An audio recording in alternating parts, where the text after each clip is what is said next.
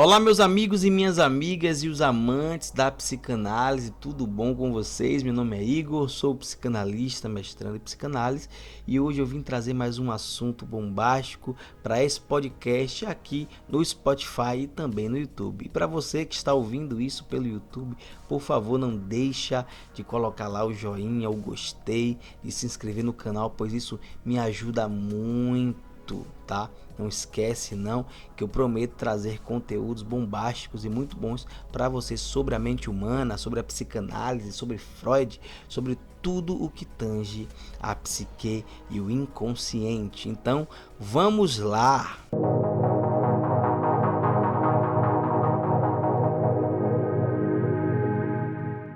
Bem, hoje eu decidi falar sobre um tema muito complexo, talvez pré-definido pela sociedade, que é a traição, a monogamia, a fidelidade. Entender como a sociedade compreende a traição, a monogamia, a fidelidade, entender o que é o casamento para a psicanálise, o que é a traição para a psicanálise.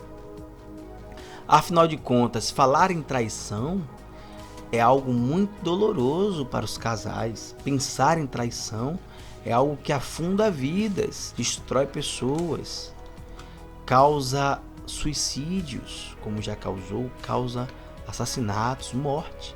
Algo tão poderoso como a traição deveria muito bem ser estudado, claro. A sociedade, ela considera a traição como um dos grandes, um dos piores problemas na fonte ali de sofrimento dos casais. E para compreender o que é a traição dentro da psicanálise, primeiro é necessário que entendamos o que é o casamento. O casamento é uma construção. Ele é visto como uma espécie de instituição, ou seja, é uma declaração pública feita diante de testemunhas, de familiares, que vai firmar ali que a partir daquele momento ali haverá uma sociedade legal. No momento em que eu decido, eu sou seu, você é meu, nós fechamos ali uma só família, mas não só eu e você, mas todos os que nos seguem, né? É uma aliança, não no sentido do elo, né? Da aliança, o objeto, a joia, mas também uma união, uma troca entre amigos, famílias, né? Parentes e toda essa amarração social. Você nunca se casa só com o homem ou só com a mulher. Você sempre se casa com tudo que está em torno dela, não só a família, mas os seus costumes, os seus objetos de afeto, de obsessão. Se a pessoa gosta de um esporte, gosta de um lazer, você se casa com a presença de tudo isso. Tem um vídeo de Chris Dunker falando sobre isso. Ele fala sobre as proposições de Kant e é muito bom. Ele fala sobre o entre o sujeito e seus objetos e bens e as leis que organizam as relações interpessoais. Isso é muito bom para entender ainda melhor sobre isso.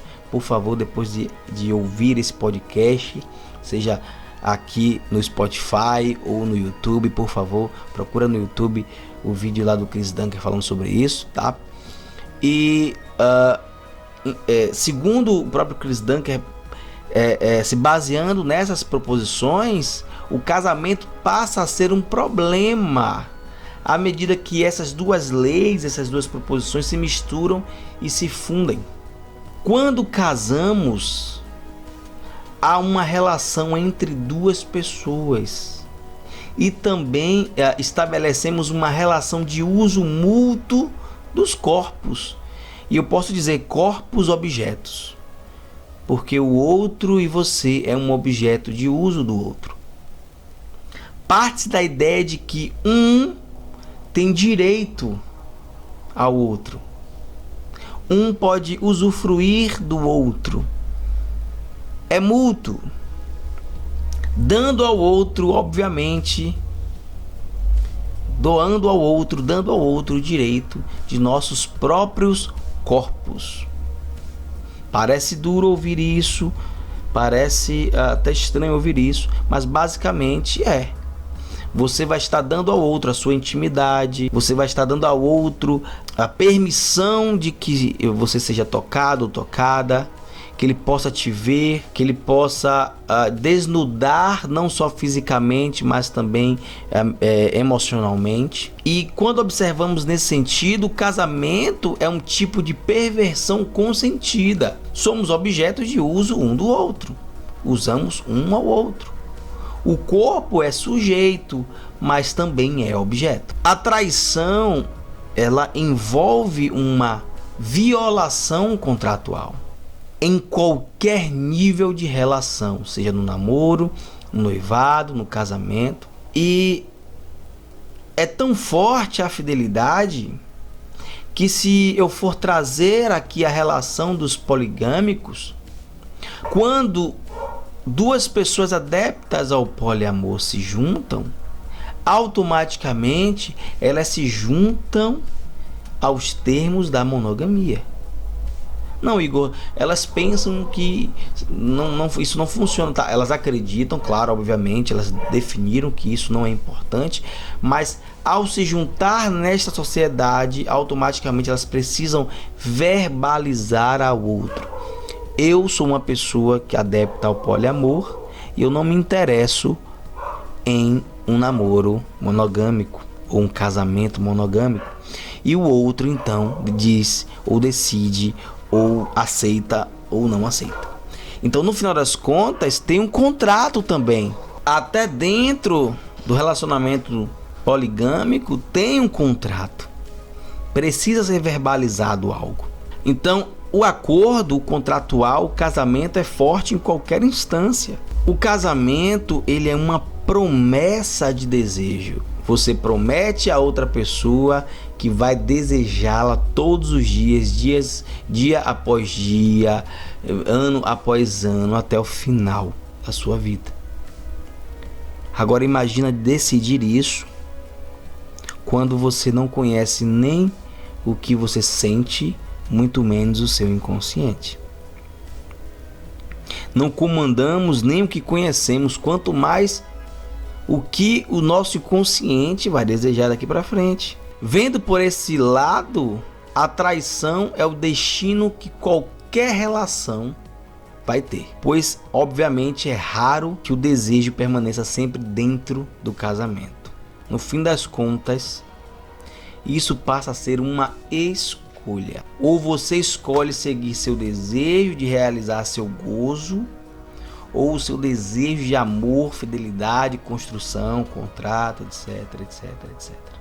Optar por não trair é entender que nós podemos ter desejos por outras pessoas, por outros objetos, mas todos os dias, a todo momento, nós vamos fazer uma escolha do desejo inicial, de permanecer com a pessoa que nós amamos. Se escolhemos a monogamia, precisamos entender que os desejos não sumirão e a fidelidade é uma escolha consciente, uma escolha do objeto em permanecer fiel ao outro objeto. E o que é a fidelidade senão uma repetição do que nós fazemos com a sociedade, com a civilização? Segundo Freud, para que vivamos bem em sociedade, precisamos reprimir o gozo, reprimir o desejo, reprimir as ações que vão estragar, que vão definhar a nossa relação com a civilização. Quanto mais civilizados somos, mais reprimimos os nossos desejos. A fidelidade nada mais é do que a repetição do que fazemos todos os dias, todo o tempo em nossa vida. E dentro aí das traições nós temos algumas que se destacam, né? O próprio Christian Dunker fala de algumas delas, como por exemplo a deslealdade, é onde o sujeito comete o ato transgressivo e deixa rastros, fazendo com que todos saibam de sua traição. trata mal seu parceiro, né? E por não conseguir bancar o desejo de findar o relacionamento, de terminar o relacionamento, justamente usa essa traição como justificativa para que o outro faça essa escolha por ele.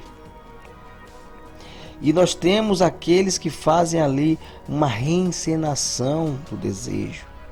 Aqueles traidores que cometem a traição a fim de que eles encontrem em outro objeto de amor a mesma sensação inconsciente que eles tiveram com o seu cônjuge, o seu namorado, o seu noivo. Procuram em outra pessoa aquela mesma sensação que tiveram anteriormente.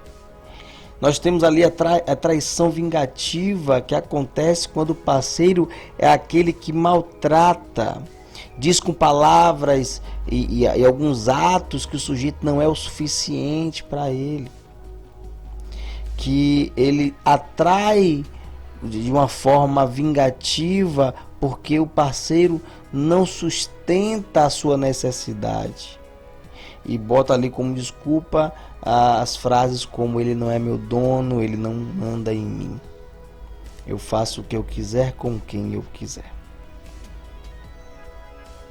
Temos algumas traições paranoicas que usa como desculpa o erro do outro. Vamos lá, o casal briga, o marido maltrata a esposa erroneamente, obviamente. Então ela assume em sua psique a crença de que ele a está traindo, e por isso, para que ela não fique por baixo ali, não se sinta inferior, ela então o trai. E sempre com a desculpa de que eu traí, porque eu sei que ele me traiu, mesmo não tendo provas. Existem traições que servem, segundo algumas pessoas, e elas veem desta maneira, para apimentar as relações.